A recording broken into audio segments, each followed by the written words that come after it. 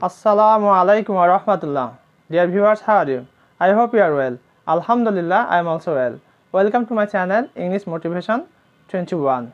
Let's get started and enjoy the class. Daily used English sentences. প্রিয় viewers, আমি ইতিমধ্যে 1 থেকে 14টি ক্লাস এর উপরে নিয়েছি। যারা আমার পূর্বের ক্লাসগুলি দেখোনি তারা আমার ডেসক্রিপশনে যে লিংকটি দেওয়া আছে আমার চ্যানেলে সেখানে গিয়ে প্লেলিস্ট থেকে তোমরা সেগুলো দেখে আসতে পারো।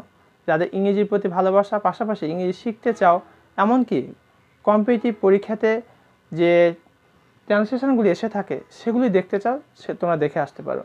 আজকে আমরা 15তম ক্লাস নিয়ে কথা বলবো। এই বাক্যগুলি তাদের জন্যই গুরুত্বপূর্ণ যারা কম্পিটিটিভ এক্সাম পাশাপাশি admission test, medical admission test, তোমার জীবনে যত প্রকার চাকরি পরীক্ষা রয়েছে সেখানে এই অনুবাদ থেকে অর্থাৎ English translation Bangla to English প্রায় 1-2টা প্রশ্ন এসে থাকে। তোমরা যারা এখানে মাস পেতে চাও তারা এই ক্লাসটি মনোযোগ দিয়ে দেখো। পাশাপাশি আমরা যারা কমন পিপল, যারা ইংরেজি শিখতে চায়, ইংরেজিতে কথা বলতে চায়, তাদের জন্যও গুরুত্বপূর্ণ। তো চলো আমরা শুরু করি। আমি আজ জ্বর বোধ করছি। হ্যাঁ, অনেক সময় মানুষের অসুস্থতা দেখা যায়। সুস্থতা একটা নিয়ামত, অসুস্থতা আল্লাহর নিয়ামত। তবে আমরা আল্লাহর কাছে সুস্থতার নিয়ামত চাইব। তো আমি আজ জ্বর বোধ করছি, এটাকে আমরা ইংরেজিতে বলতে পারি I feel feverish today. Feverish মানে হচ্ছে জ্বর বোধ করা, অর্থাৎ কিছুটা তোমার শরীর গরম ভাব, মানে অসুস্থতা ভাব, টেম্পারেচার কিছুটা বেশি মনে হচ্ছে, তখন বলছে যে আই ফিল ফেভারিশ টুডে। এখন আমি আর জ্বর বোধ করছি এই কথাটি না বলে আমি যদি আমাদের অধ্যক্ষ কি করছেন, জ্বর বোধ করছেন আজকে, তাহলে hour principal feels feverish today, আমার মা জ্বর বোধ করছে আজকে, তাহলে my mother feels feverish today, অর্থাৎ সাবজেক্টটাকে চেঞ্জ করবো আর থার্ড পারসন সিঙ্গুলার নাম্বার হলে এস অথবা ইয়েস যুক্ত করবো। এখানে শুধু এস যুক্ত হবে। সে ধূমপান ছেড়েছে, আলহামদুলিল্লাহ। কোনো ব্যক্তি যদি ধূমপান ছাড়ে তাহলে সেই নিউজটি শুনে অবশ্যই আলহামদুলিল্লাহ বলা উচিত, কারণ ধূমপান ছাড়া তার মানে সে অনেক বিপদ থেকে এখন নিজেকে সেভ করতে পারবে। ধূমপানটা মারাত্মক ক্ষতিকর, তোমার জীবনের চরম ক্ষতি আনতে পারে ধূমপান। তাই আমি রিকোয়েস্ট করব যে সমস্ত ভাই ও বোন ধূমপান করো, প্লিজ গিভ আপ স্মোকিং। সে ধূমপান ছেড়েছে, এটা হচ্ছে present perfect tense.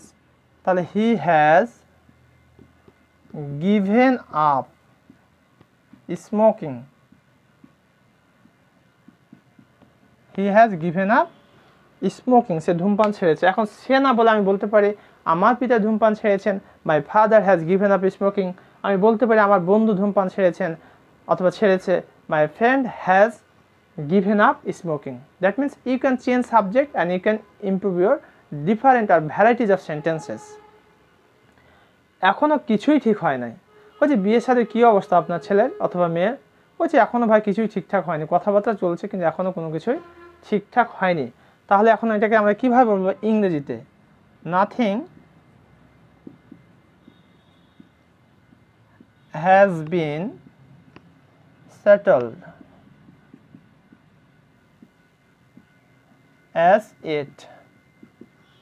Nothing has been settled as it. এখন পর্যন্ত কোনো কিছু ঠিকঠাক হয়নি। অবশ্যই শত্রুরা বশ্যতা স্বীকার করলো, এটিও একটা গুড নিউজ। যখন শত্রুরা তোমার কাছে বশ্যতা স্বীকার করবে নিঃসন্দেহে এটি একটা ভালো নিউজ। তাহলে অবশেষ ইংরেজি হচ্ছে অ্যাট লাস্ট, এটা একটা ফ্রেজ, এর মানে হচ্ছে অবশেষে। অ্যাট লাস্ট শত্রুরা, দ্য এনিমিজ, এনিমি মানে শত্রু, আর যেহেতু এটা শত্রুরা বলেছে এই কারণে এনিমিজ করলাম। At last the enemies gave in. At last the enemies gave in, অবশ্যই শত্রুতা বশ্যতা স্বীকার করলো। At last the enemies gave in. একটা বিষয় খেয়াল করি, গিভ ইন মানে হচ্ছে বশ্যতা স্বীকার করা, আর গিভ আপ মানে হচ্ছে ত্যাগ করা। অর্থাৎ এই যে তোমার প্রিপোজিশন যুক্ত হয়ে তোমার আমল একেবারে পরিবর্তন হয়ে যাচ্ছে। ইংরেজিকে ভালোভাবে রপ্ত করার জন্য আমাকে অ্যাপ্রোপ্রিয়েট প্রিপোজিশন, গ্রুপ ভার্ব এগুলো খুব ভালো করে জানতে হবে। তাহলে অবশ্যই শত্রুতা বশ্যতা স্বীকার করলো, at last the enemies gave in. তুমি বলতে পারো অবশেষে আমার বন্ধু বশ্যতা স্বীকার করলো, at last my friend gave in. এবার আমরা পরে যে বাক্যগুলি রয়েছে সেগুলো একটু দেখে আসি।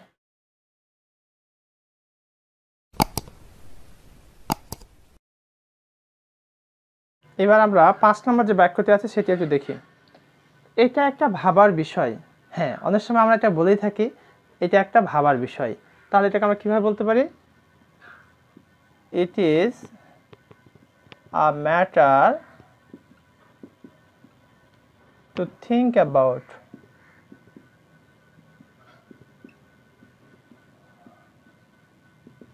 It is a matter to think about. এটা একটা ভাবার বিষয়। আমি এই জায়গায় অপরিচিত নই।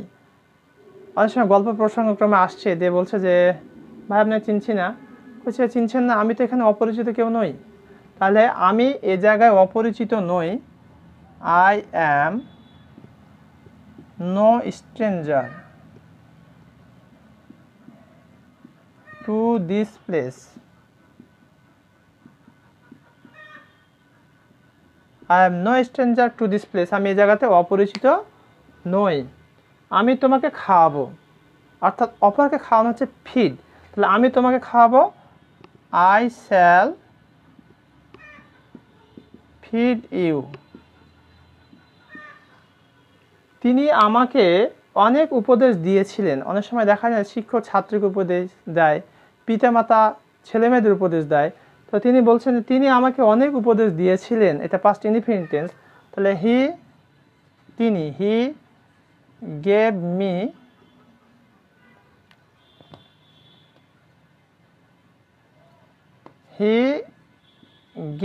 Me a lot of